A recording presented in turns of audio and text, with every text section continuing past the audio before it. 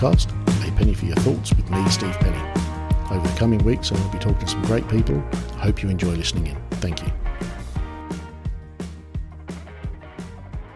Thank you very much, Lizzie, for joining me today on my podcast. I'm really looking forward to talking to you and finding out a little bit more about you. I've only worked with you once and I'm keen to find out some more. If you wouldn't mind giving us a brief introduction of who you are and what you do, that would be great. Yeah, thank you. Thank you, Steve, as well, for having me on. It's always delightful to spend time with you. I appreciate it. So I am a professional writer, but often when I say that, people say things like, "Oh, what have you written? Would I have read it?" So I'm not that sort of writer. I'm a commercial writer. I specialize in helping coaches, consultants, freelancers, solopreneurs, experts whose personal brand is really important to the success of their business. So I specialize in helping them tell their stories. And typically I do that in a couple of ways. I will help them make their websites more magnetic, and I will help them with their content marketing. So that could be anything from LinkedIn posts to creating really juicy resources that they want to share with their clients. Okay. So that is what I do. Thank you very much. And I know some of that because you've done some work for us on our website, which has been, as far as I can tell, has been reasonably well received. So thank you for your help on that. I am really so delighted to hear that. That was actually super, super fun. One of the things I love about working with experts is how much I learn about areas, that I know nothing about. And that was a real joy with you, learning all about your field.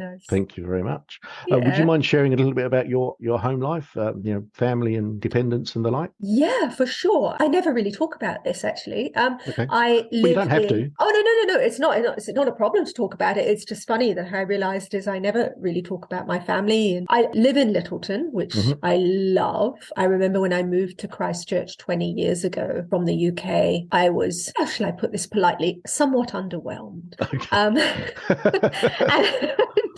And that was before it had been hit by the earthquakes as well. That's exactly right. And so I think I spent a few months wandering around, what the hell have I done? And then I found Littleton and things got an awful lot brighter. So I'm a huge fan of Littleton. I live in a little cottage on the slopes of an inactive volcano overlooking the harbour with my partner and my teenage daughter and a very, very small, stupid cat. So that is my family. That's very good. That's very good. So you're a professional writer. Is that something that you've always done? I've been a professional writer probably for 15 years now. Okay.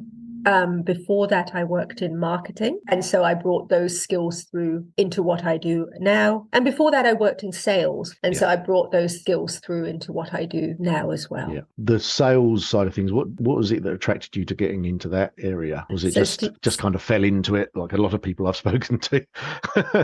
It's funny. I did English literature at university, which is a singularly at once useless and very useful degree because it teaches you the ability to research, it teaches you the critical thinking, it teaches you to read texts and analyze text deeply. All of those skills I actually use in my everyday job now that I come to think about it. So maybe it wasn't that useless after all. But once you've done an English literature degree, it doesn't really fit you for anything vocationally. Typically people will go into academia or they will become a journalist or teach. And I didn't want to do any of those things. I worked in hospitality for a few years and had a fairly nefarious career, would be over egging the pudding, a nefarious assembly of dead-end jobs and got bored with being poor and feckless at some point and decided, what can I do? Yeah. And one of my friends was doing quite well in sales, seemed to be enjoying it, and he lent me a book on sales. And I went to Bali by myself, sat on a beach for a couple of weeks and read this sales book over and over again, went back and got a sales job. And that was the start of my actual growing up career because that was the first choice I made about what I was going to do in life. And where did you study your degree? At Edinburgh. At Edinburgh. And you're originally from Scotland? I'm originally from the Falkland Islands. Really? Okay. Yeah, I was born there and brought up there till the age of 9. We left the year after the Falklands War and moved to Scotland, which is where my father is from. Yeah. Would you be, do you remember much about that conflict? I do. I mean, obviously I was quite young. I was 7, I think, when the war started and turned 8 during it. It was a really short conflict. It only only lasted, I think, 3 months, but it was pretty brutal. Like Yeah. 900 people died during those 3 months. The majority of them were young Argentinian soldiers as well, because I think, don't quote me on this, but I'm pretty sure that they had pretty inexperienced conscripts for the most part. I don't think they were ground. anticipating the British going over in such force, to be honest. I think they were hoping No, they didn't check the UK election cycle very carefully. So that was a misstep on their part, certainly. Absolutely. It got Maggie in for another 4 years. That it absolutely did. Yeah, no. Had they done it the year after, it would probably have been totally fine. They'd have gone out. Who needs those islands anyway? Exactly. Yeah. So I mean, how did your family end up on the Falklands then? Yeah, that's a really great question. And so, I still don't really know the answer to this. I mean, I do, but I don't know the conversation that led to it.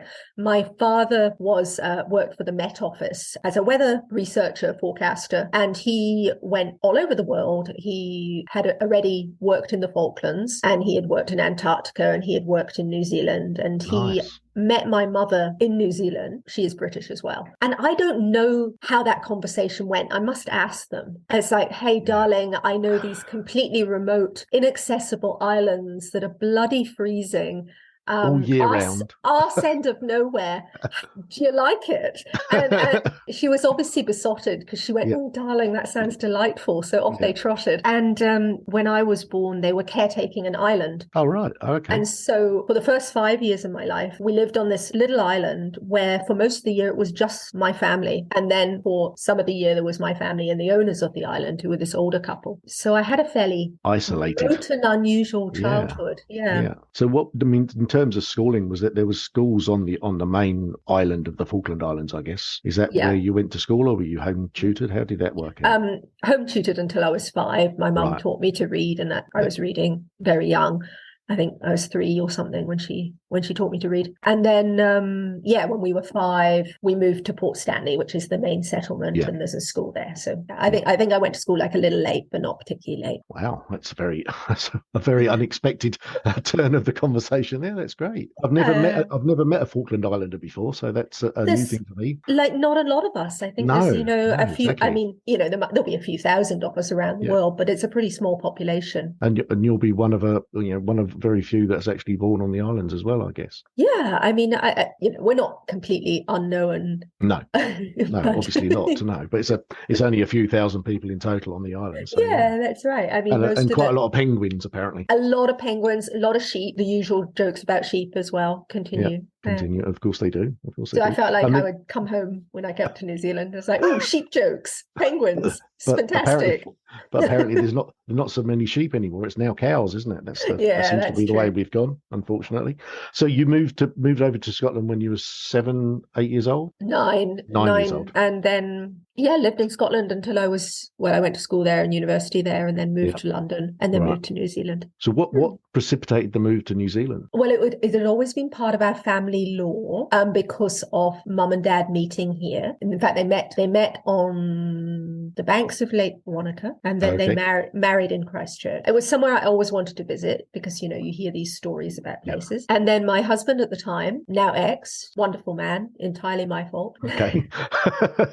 Just want to make that clear. Okay. Yeah, no, totally. He was studying viticulture and oenology at Lincoln. So it just seemed like a good time to do the visiting New Zealand thing. And we ended up separating here, but I stayed. You've been here ever since. And I've been here ever since. And then I found Lyttelton, and that was it. Fell in love. Fell in love, yeah. It's really, my story is the story of a love affair with a small town. Yeah. I like the bakery that does the donuts in Lyttelton. We do go there on occasion. People keep telling me about that, and I've not been there. Have you not? I mean, I have, but not since they started doing the donuts, because they were a bit crap before they started doing the donuts. The donuts are really good. The donuts are really good. People really do tell me that. I really must go and check them out.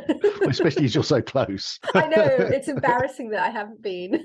Absolutely. No, and I do love a donut. Highly recommend the donut. So awesome. I mean, you went through sales into marketing, and then what inspired you to start doing the professional writing then? When I moved to New Zealand, I got a job at an advertising agency, and initially in business development, and then I started doing some account management as well. And, that was my role there for, 5 years or so. And I hadn't really heard of copywriting before then. I kind hadn't of only really. heard of it as in copyright something, as in you make it your own and nobody else can use it, which is Yeah, a yeah. slightly different context, isn't it? No, that's right. And that's why I typically don't say I'm a copywriter, even though that is technically my profession, because, people get the wrong end of the stick and they think I do legal things, which I really don't. Yeah, when I started working for this advertising agency, my boss, who was the creative director, wrote the content for the campaigns. And we were just coming into the making websites as well. Like businesses were just starting to have websites were starting to become a thing. I mean, they'd been a thing for a while, but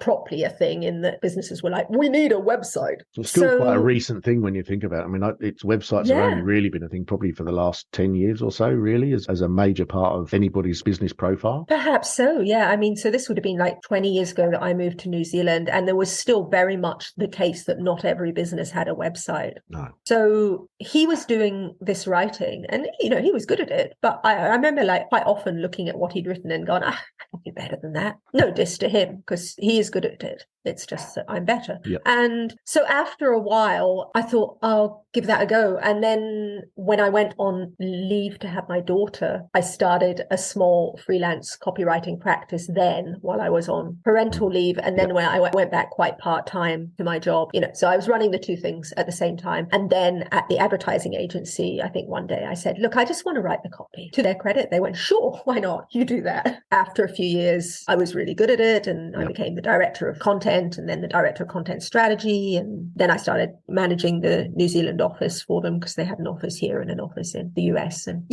like I never really stopped. So that was how it started. Cool. Very good. Okay. If you look back over your career from beginning to where you are now, what would you say is the biggest challenge that you face? It's such a good question. You sent through some things to think about, and I looked at that and I was like, I think it's got to be myself, right? And I think in truth, this is probably the truth for everyone. It's like we are always our biggest, well, not always, but for most people, their biggest roadblock is their own mindset, right? Yeah. The imposter syndrome. I'm not good enough. That kind of thing. Yeah. Yeah, and it wasn't so much that for me, although it definitely did play a part. But I think for many, many years, I didn't believe that I deserved to take myself seriously enough to think about where I was going in any structured way. I think I thought that I just deserved to let life happen to me. And I realized that control is a bit of an illusion, we're never as much in control as we think we are. No, but you can. You can have some control. You can make some decisions that allow you to go in a certain direction, I guess, can't you? Definitely. There are areas where we have much more control than others. And I guess progressing your career is actually one of those areas where you do have a reasonably large amount of control, particularly, and I shouldn't underestimate the great amount of privilege that I have. So things have been a lot easier for me than they would be for other people because of my privilege. But yeah, I think that's probably been my biggest challenge, has been getting out your own way. Getting out of my own way. Yeah. And also going, Lizzie, you deserve to take yourself seriously enough to do a thing that you want to do, to build a business, to all these things. How about you? I would say probably the same, is that I've wanted to have my own business for a long time, but I've never quite been brave enough to do it. It wasn't until I actually got made redundant over here that I remember it just felt like the time to do something. And if I was 50 and thinking, if I don't do it soon, I'm probably never going to do it. One of the things I've realized is it's the stuff you don't do that is usually what you regret. I didn't try it. So true. And I wouldn't say it's been an easy journey by any stretch, but I feel like, I've certainly achieved what I wanted to achieve. I've kept the business going. It's 5 years now. And you employ a team and you do these awesome projects. Well, we're trying to recruit some extra staff at the moment as well, which is quite exciting. And we've got enough work to bring on more people on board. And the journey over the last 3 years through the COVID experience has not been that great. The same as it has been not great for a lot of people, I guess. But we've managed to get through that, which is really good. I'm actually looking forward to retirement, if I'm honest. I'm planning for what comes next, and I think that's helping me to stay focused on what I'm doing day to day, because I know what I need to achieve and I know what I need to do to achieve that. Having that focus is quite important, I think. And that's like I say about taking control. You can't control everything, but you can control to a large extent the direction you go and what you do about the hurdles that you approach, because there's always things in front of you that you need to go around or over or under. I love that. And that thinking long term is very much a new thing for me. One of the questions that you had on your little list of questions to consider was like, what would you go back and say to younger you? And yes, it's like probably two things. First would be, invest in counseling, for God's sake, which would be probably my advice to everyone. Yeah. Find a good counselor, work with them. They're worth their weight in gold. Absolutely. Because we've Totally all got agree with that one. Yeah. yeah, like I mean, we've all got shit, haven't we? Like that, Yeah. we've all got these Yes. stories we're telling ourselves that are totally Stuff. holding us back. Yeah. Yes, absolutely. And you know, I don't want to minimize it, you know, like a lot of that was for me, but of course a lot of people have got very real trauma as well that they need to manage and understand. I think a big part of it is understanding the triggers, understanding what it is that causes you to do the things that you do. That's exactly right. And again, getting back to that, taking a bit of control. You know, if you know what it is that causes the situation, you can either avoid the situation or change it. If you're not aware of what's the trigger, you can't really do very much about it. So I think that sort of understanding yourself is really important. It's so important. Hey, and I think self-awareness as a skill is so underrated. It's I mean, the people sort of refer to it as navel gazing, but it's really a bit more than that. Bullshit. It sets you free because when you're self-aware, you know enough to know when you are being self-obsessed, when you are being selfish, when you are being a dick, you know, it's like you also can get to the point where you're confident enough in your own skin that you can actually step outside yourself. You're not constantly watching yourself and going, hey, am I being cool? Am I being nice? Am I being friendly? Am I being awesome? Will people like me? Will people like me? You know, it's like, oh God, give yourself a break, you know? Yeah.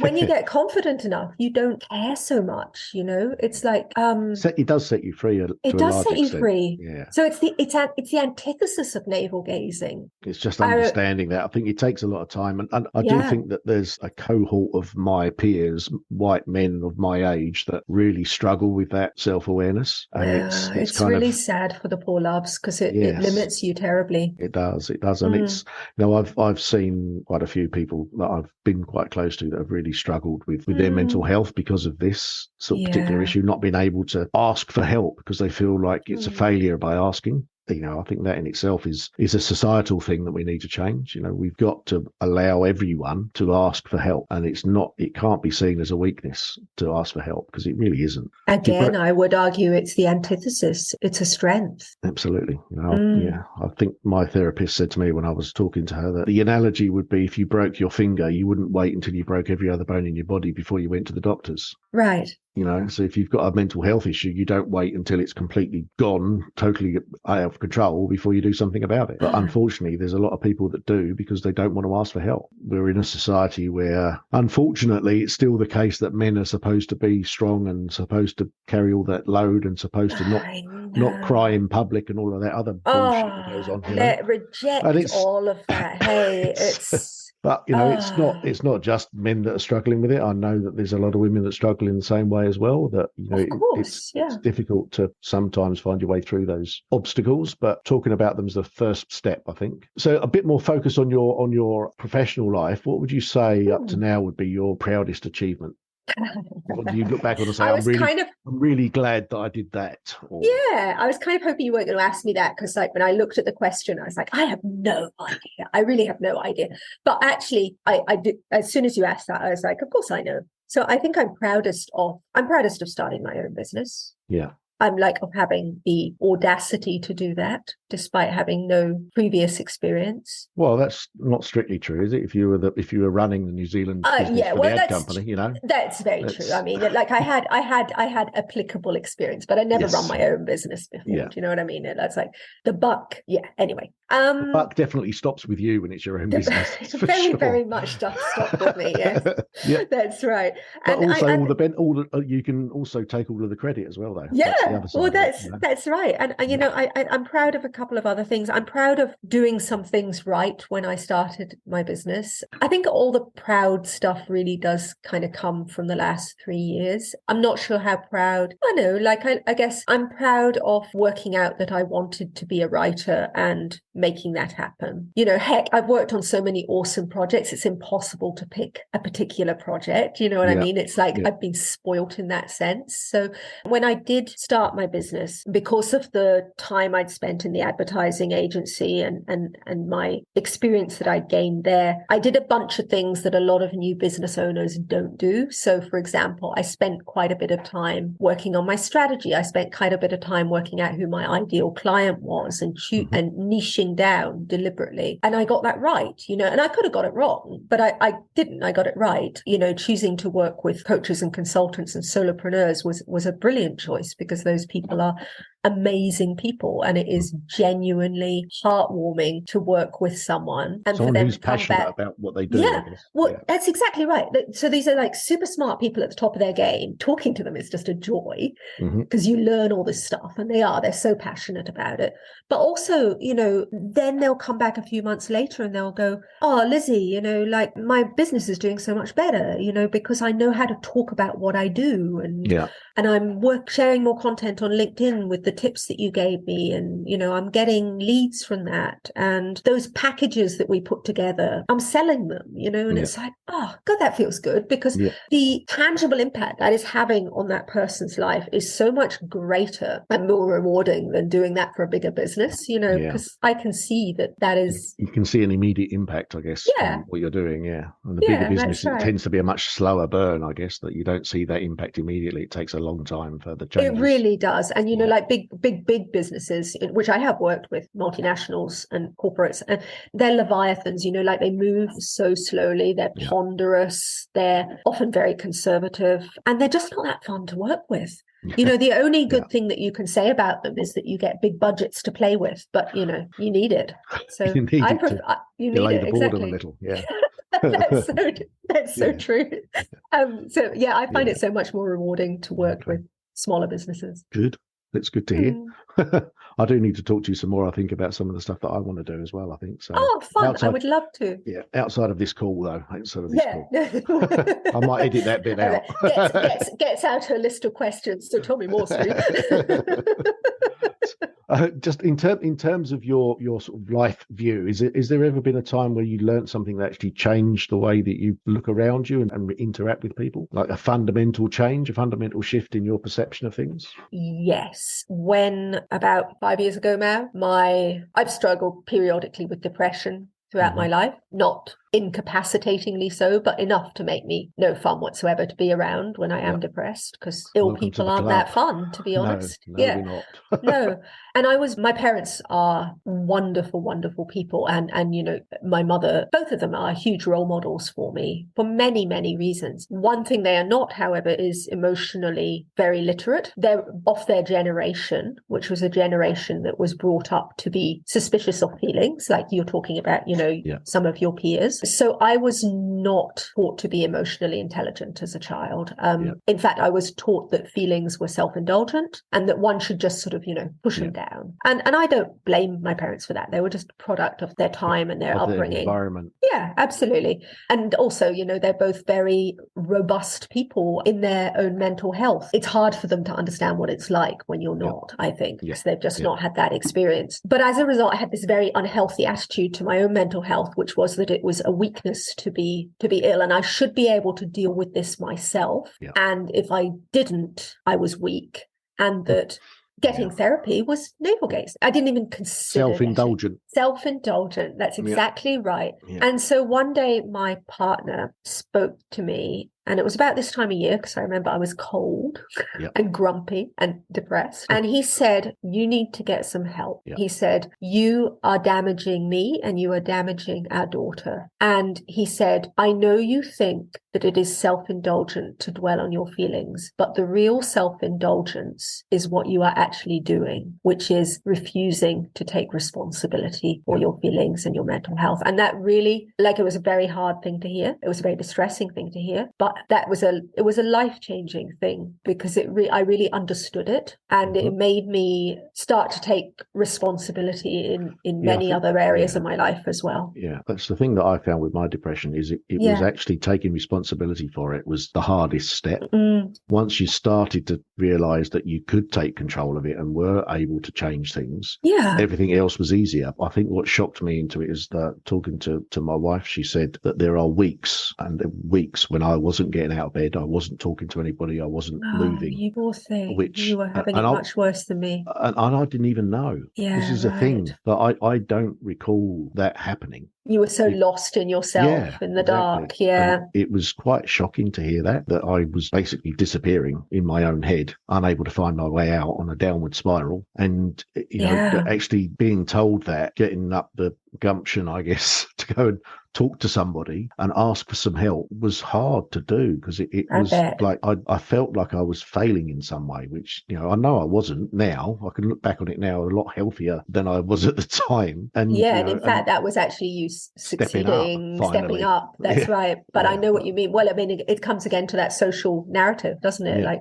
you're weak. You Yeah. can't sort this out by yourself. And somebody said to me, because I was really reluctant to think about taking any sort of medication for it, and one of our friends said, "Well, just think of it as a tool. It's another tool to put in your toolbox. Yeah. Sometimes you need a different tool to use, and that's all it is. And if you think about it, it takes away the mystery and the sort of I guess the stigma a little bit in your own mind. If you think, well, this is just it's just like having a crutch. If I break my leg, I wouldn't turn the crutch down because it makes me look weak. So why would I turn this down? Changing that mindset is the bit that allows you to deal with things, I think. Good on your friend. That's Yes, it was really, really very helpful, actually. solid and very pragmatic advice. You're like, Yes, oh yeah, absolutely. yes, a tool. Yes. I can do that. Yeah. Well, it kind of changes your view on what it is you're doing. If you think of it as something to help you and not as it's a drug, I'm taking another drug, then it kind of does change your perspective a little bit, I think, which is what I needed at the time. Definitely. Okay, so what about influences in your life? Who would you say is your biggest influence? Oh gosh. I mean, it's got to be your parents, right? It's got to be. It starts there. Yeah. Sort of your formative years, I guess. Yours would have been quite, given your living circumstances where you were being so isolated when you were growing up, like your first early years. I guess they would have been a massive influence. Hugely, hey. And so and they are quite exceptional people, both of them. I mean, obviously I'm biased, but they're both very smart. They are both have ferocious work ethics. Oh my God. Like, I feel like a slacker, and I've had my work ethic described as terrifying. So and they didn't mean terrifyingly slack. So there's that, but also like my mother was for many years a politician. She was head of the Highland Council, leader of the Highland Council for many years, headed up a coalition of independent MPs who managed, not MPs, because it was at local politics level. Sorry, my apologies. Local councillors. Must have been like herding cats. I have no idea how she managed it. So huge respect to her. I mean, she is formidable. She is an absolute force. And they just brought me up, I never internalized any of the limiting self-beliefs that can afflict women. And you should be a hairdresser or do makeup or nothing like that. Get married and have kids and stay at home and look after them. All of those things, nothing like that. And to the extent where, like, I remember when I had a child, and people started talking about mum guilt, the guilt of women. A lot of women feel when they go back to work and they're juggling their baby and their career. And I was like, what is this mum guilt that people are talking about? Like, I don't feel any guilt for going back to work, and why would I not go back to work? Like, I need to live my life. That makes me a better parent. So, just like weird stuff like that, weird societal bullshit that a lot of women have had internalized because, of course, they had it modeled to them, was not modeled to me. So that was really powerful. Yeah. So your parents' biggest influence. Anybody else? Do you think? Anybody else that's had any impact? I mean, I'm sure people have had impact, right? Like, I was blessed at the agency that I worked, for many years. They kept kind of reinventing themselves, and every time I got bored and thought it's time to move on, they'd reinvent themselves, and I'd be like hooked back in again because it was really interesting again. So I was there for, gosh, it must have been like about 15 years in the end, on and off, with a break for having my daughter. And at one point, there was this team of people there, just all really exceptional, smart, brilliant people. And I was very influenced by working with that group because we just worked so well together. There was this mutual respect and camaraderie. We all knew that we were really good at what we did, and we all liked each other. It was a really think that team, getting thing. in a team like that, like a high-performing team, is actually it's an amazing feeling when you're in that team. It's incredible. Hey, like, I look back on those few years that was going on, and we had this kind of thing going on, and it is like, it's a bit like doing a dance, or a high-performing sports team where everything clicks, and exactly so. Feel like you almost feel like you can't be beaten because you're just part of a machine that's working really well. I guess that's cool. Yeah, you're so right. Like, I never watched sports, so I would never never have thought of that analogy, but you're absolutely bang on. Yeah, it's exactly that. What about outside of work? What do you do? Sounds like you do work very hard, and I wouldn't be surprised to hear that. But what do you do to recharge your batteries? How do you relax and recharge? I take self-care really seriously because you can't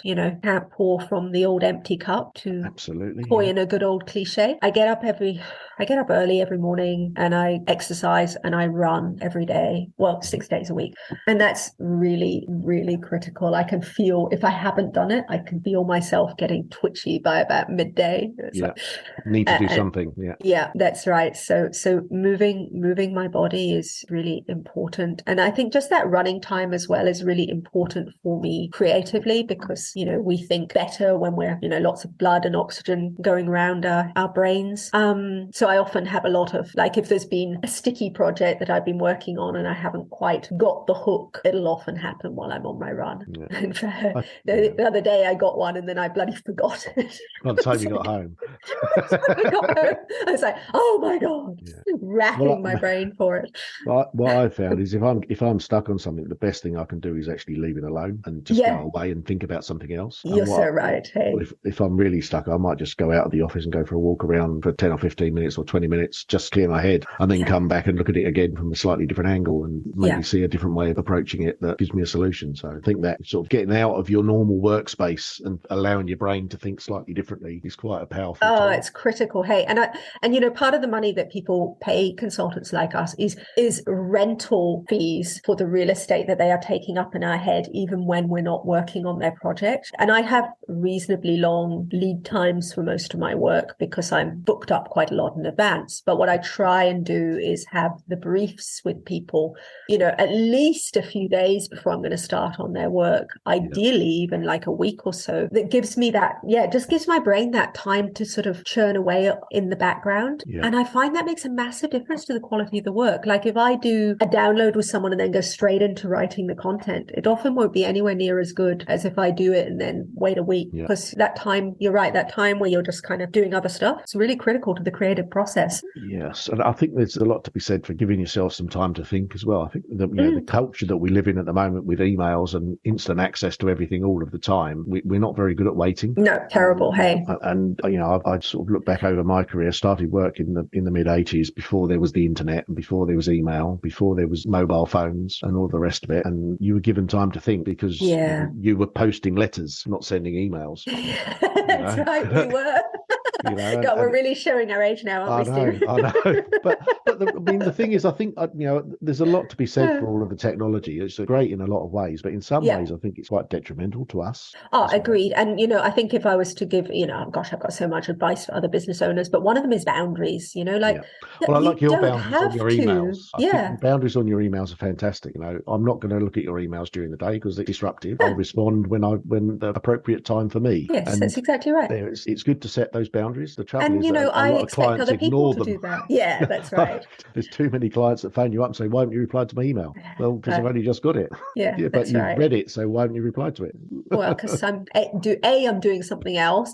B, I'm thinking about what I'm going to say to you. And C, it's not my email time. Yes, and you've just annoyed me, so go away. And now you're on the bottom of the list. Yeah, that's right. That's right. You've been demoted to least favorite client of the day. Congratulations. So other than your running, is there anything else that you do?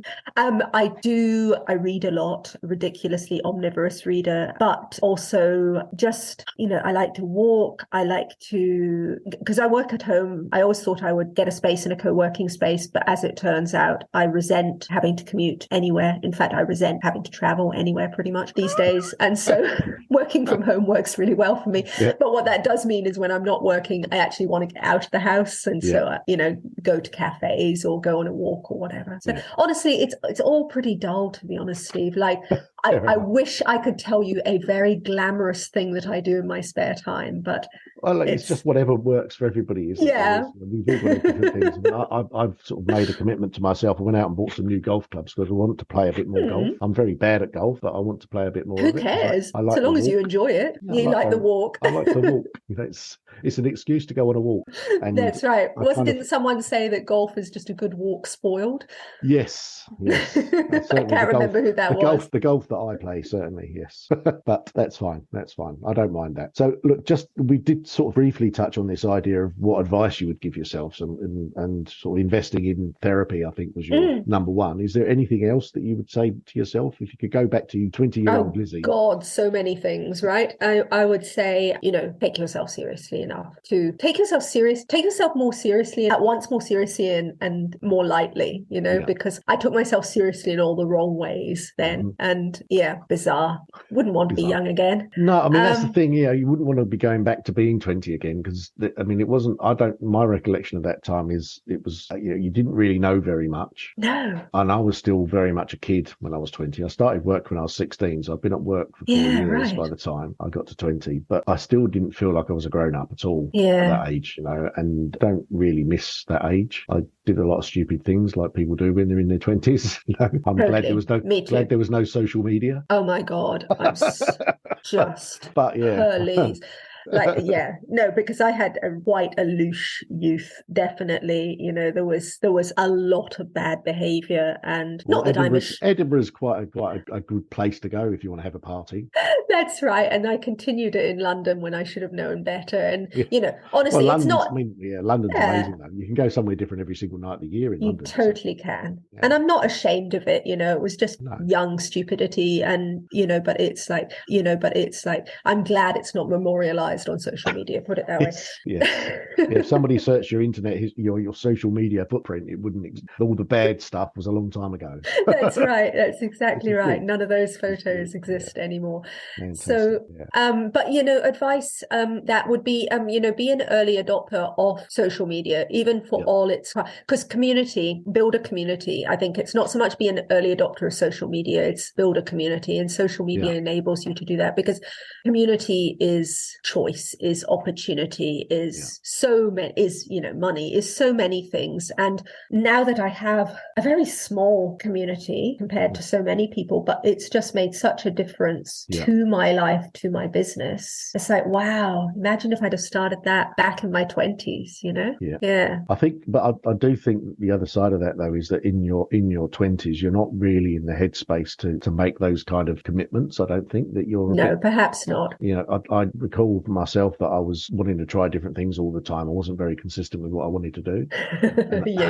But it's just because you're learning, you're sort of growing into your skin in some extent, aren't you? That of course, in that age, find out what works and what doesn't work, really. So and I probably wouldn't have had much to say for myself. There's only so many pouty selfies that one can post without losing interest in yourself, really. So a couple of other questions I wanted to talk. I mean, you said you're a voracious reader. What would you say? What are you reading at the moment? And do you have a favorite book? Yeah, I should have written those down. Let me look. I'm a voracious reader, right? But I don't have a favorite book. My God, no! I've just read far too much to have a favorite book. But I'm completely promiscuous. My favorite book is probably the one I'm reading that I'm enjoying. And I also have a terrible memory for book titles, so whenever anyone asks me for recommendations for good copywriting books, which is quite often, I look at them like a startled rabbit and go, I don't know, I've read quite a few and they were great. So what am I reading right now? And I'm also always reading like more than one book, because I get bored easily and swap between them. So right now I'm rereading Atomic Habits. I'm just looking at my Kindle and looking at all the books I've got open. I'm reading a book by a woman called Martha Beck called The Way of Integrity, which a friend recommended to me, and I've only just started it. It's really cool, actually. I'm quite enjoying it. I was a bit suspicious because it's got one of those very self-helpy book covers, but she's a lot smarter than the usual self-help books. I read a brilliant novel just the other day, which I've just finished, but I haven't given it back to the library yet, called Snowflake by an Irish writer called Louise Nilon. And that was so good. So that's probably my favorite book right now, because I enjoyed the hell out of it. I've got a real soft spot for trashy thrillers. Me too. I think what I like about those is it's escapism. It just it needs to be, for me, it needs to be a story that I can believe. If the characterization isn't very strong, like I've read some books where the characters, without any background, have suddenly got this skill that they need for this particular thing right in front of them, and it just doesn't feel like you've actually you got a character that you can get behind. It's so true. And, like some of those massive blockbuster series, like I've read a few of them and they're like that. I'm like, why do people like this? It's weird. The Clive Cussler ones are ones that, particularly don't. The first few were okay, but it seems like it's almost got formulaic and it's boring, just too formulaic. Yeah, I haven't tried those. I figured they probably wouldn't interest me. Have you read an author called Tana French? No, I haven't actually. No. Oh, she's great. Big fan. And she does very character-driven thrillers. I think she's Irish. I'll have to look her up. She's fantastic. So she's one of my faves, actually. Okay. So there you go. That's my fave sort of trashy writer. Yeah. Oh, it's good. I mean, I don't read enough anymore. I used to read a lot. I used to be reading 2 or 3 books at a time, but I've got out of the habit. And unfortunately, it's my phone that's taken me out of the habit. No, look, I completely agree. I have definitely reading less as a result of social media. I just deleted my Instagram app the other week because I realized that I was just mindlessly spending hours on it. It's the trouble, isn't it? You just end up sitting there staring at this thing and your fingers just swiping through the images and your brain turns off. I was horrified because I've got like this conversation. Totally. And so, does your phone give you like little reports that tells you what you've spent, apps that you spent really most time depressing. On? Oh really my God. So I got one of those and I was like, that's it. You and me, Instagram, we're done. See ya. Yeah. I've spent the last 25 hours of my life looking at you. Why am I doing this? It wasn't quite that bad, but it was enough that I was like, oh my God. Yeah. Okay, look, just sort of a couple of off the wall ones. And if you got an unpopular opinion that you really are embarrassed to share or find that causes interesting conversations? Oh gosh, is it an unpopular opinion? It's probably not as unpopular as it used to be. And I also question myself on this one, but I am deeply suspicious. And, this may be you and as well. But I really struggle with people who have a strong religious faith. Okay. And that makes me, and that's why I struggle with it. So I'm kind of working through this myself because I feel like it makes me very judgmental. Yeah. I also feel like and it's not fair because I don't mind people who are strongly religious, as long as they're not strongly religious and trying to make me strongly religious. For sure. No, you're absolutely right. That's not cool at all. Yeah. But I think I'm more judgy than that, Steve, because I'm not really that nice a person at the heart of it. I pretend to be, but I'm not. I'm sure that's not true. No, it's totally true. It's totally, but I'm okay with that. Like that was not a plea for reassurance. Yeah. It was like I'm cool with not being, a delightfully nice person. But I think for me, it's more about I struggle with people who haven't seen through organized religion because spirituality, right, is a human need. It's one of the pillars of well-being. It is, and it's not religious. No, it's not. Spirituality isn't about religion. Religion is about money and power. You've got it. That's exactly so. And so all organized religion, and this is why I loathe it so much, exploits that human need for spiritual fulfillment absolutely cold-heartedly and cynically. And not only that, but like the religions of the world are responsible for so much pain and atrocity and just vile institutions. And so people that can't see past that, I don't understand it. But I also do understand that need for spiritual fulfillment. And so that's what makes me question my own judgmentalness on this front. I saw a brief interview with Ricky Gervais once on the subject of his atheism, because he's quite publicly an atheist. Yes, I'm very much an atheist, not agnostic. The comment that he made was that he was talking to somebody who was a very strongly Christian. And he said that the difference between you and me is you believe in one less God than I do, because what he's saying is you've got one God that you believe in, and there's thousands of other religions, and you only believe in that one, but you ignore all the others. So there's only one God difference between you and me. So it's not a massive difference between our points of view when you look at it like that. And the other thing I liked about that same conversation is he said that the thing is with religion, if you got rid of every religious book for every religion in the world and every science book for every science in the world, and in 1,000 years' time, all the science books would be back pretty much as they are today, because the science doesn't change. But none of the religious books would be repeated. They'd all be different. And it's because it's just a That's matter so of, interesting. it's a different viewpoint. You know, the science is something that you don't have to believe in because it's always going to be there. But religion you have to believe in because it doesn't exist. If you don't believe in it, it's not real. Sure. And it's that. I mean, Yeah. I guess that will get lots of religious people very angry, I guess, because how some people are in that space. But you know, I've never really been at all religious. I think it's I've no problem with the empathy and being spiritual. And if you look at some of the teachings that you get from some of the religions, they're actually all about being a moral person. Oh Really. God, yeah, absolutely. And, Like, I mean, the value, I guess, of organized religion is that it does give people a moral code, but it does also give people a podium that they are quite happy to jump on top of.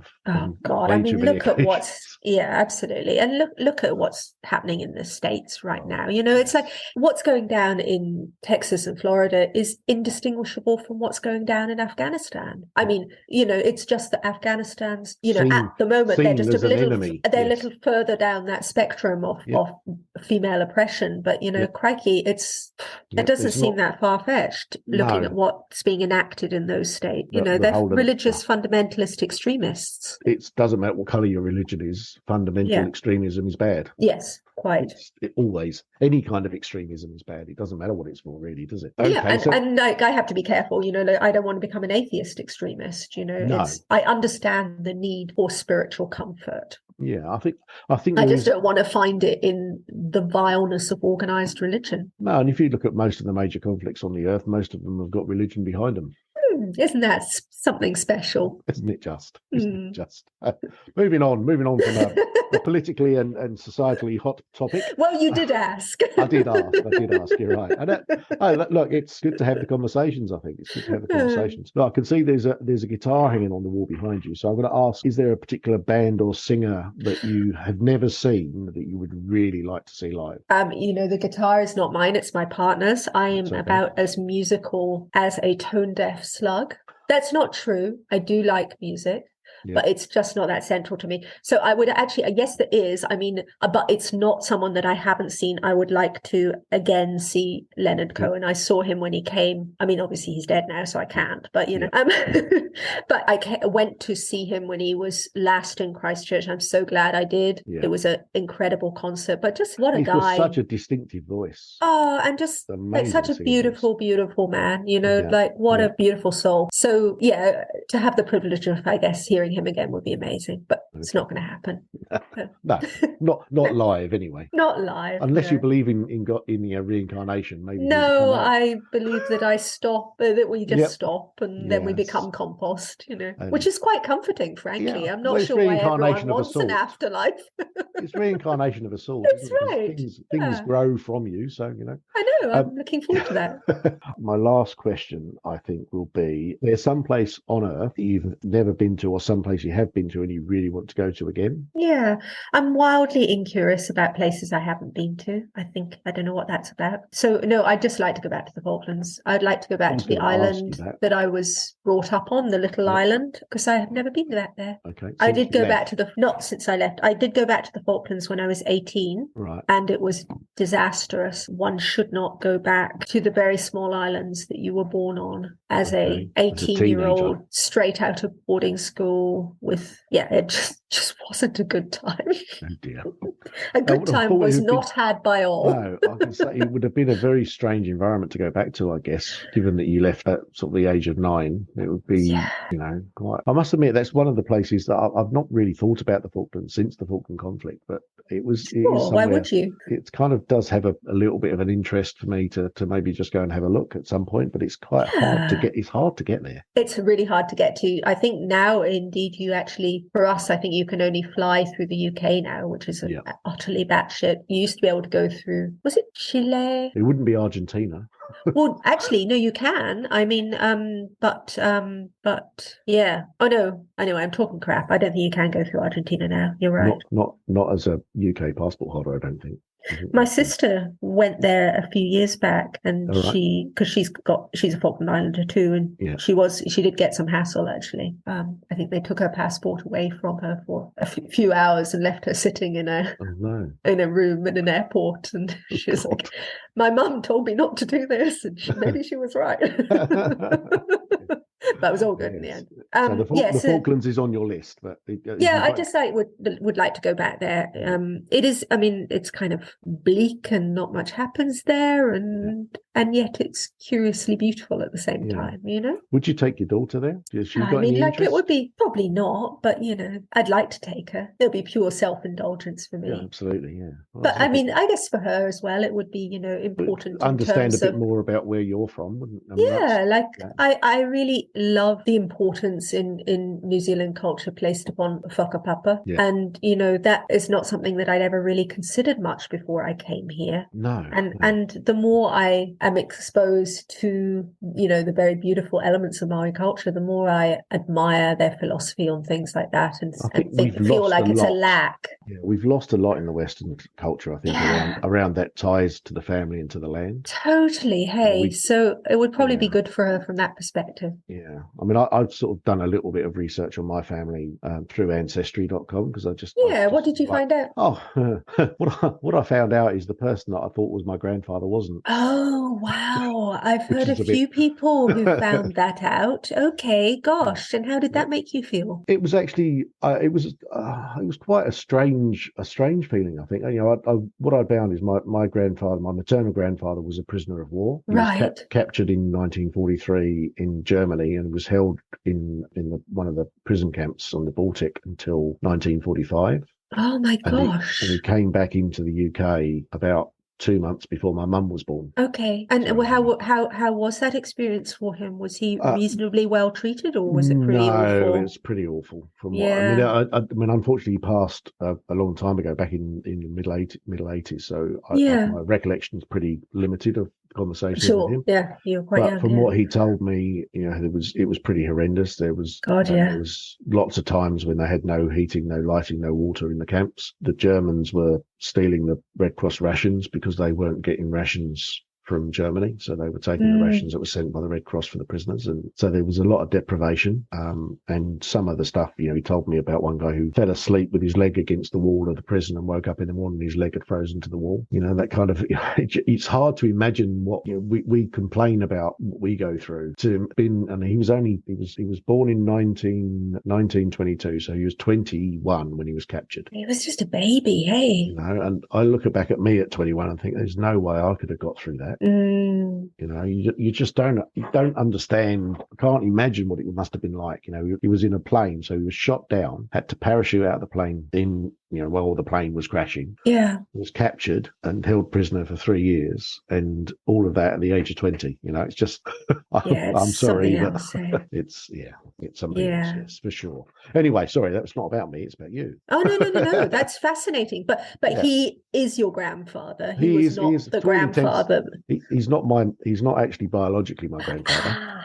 Got you. Because he came back into the UK in May of 45, and my mum was born in July of 45. Got you. Yes, of course. So of course he can't be biologically your grandfather. No, but he's the person I know as my grandfather. But finding out about my family, finding out the sort of going through the family tree, and sort of finding out that I've got a lot of family in Aberdeen and in Port William, because my family name is Penny. That's a Scottish name. My dad's side of the family are I think I did the genetic test, and I'm something like 60% Scottish. Yeah, right. So it's a big part of my heritage is in Scotland. Yeah. And I found that quite grounding. The idea that I've got somewhere that I came from, and that, it's pretty certain that's where I came from. It's quite good. But yeah, cool. Look, it's been great talking to you, Lizzie. And I'm conscious that we've been on for an hour and 15, hour and 20 minutes now. So, oh my gosh, that's ridiculous. You're going to have stupid amounts of stuff to edit. I'm so sorry. It's all good. No, it's fine. It's absolutely fine. I've enjoyed the conversation. It's great. Me too. It's always lovely talking to you. Have a great evening. Thank you for listening to my podcast, A Penny for Your Thoughts, with me, Steve Penny.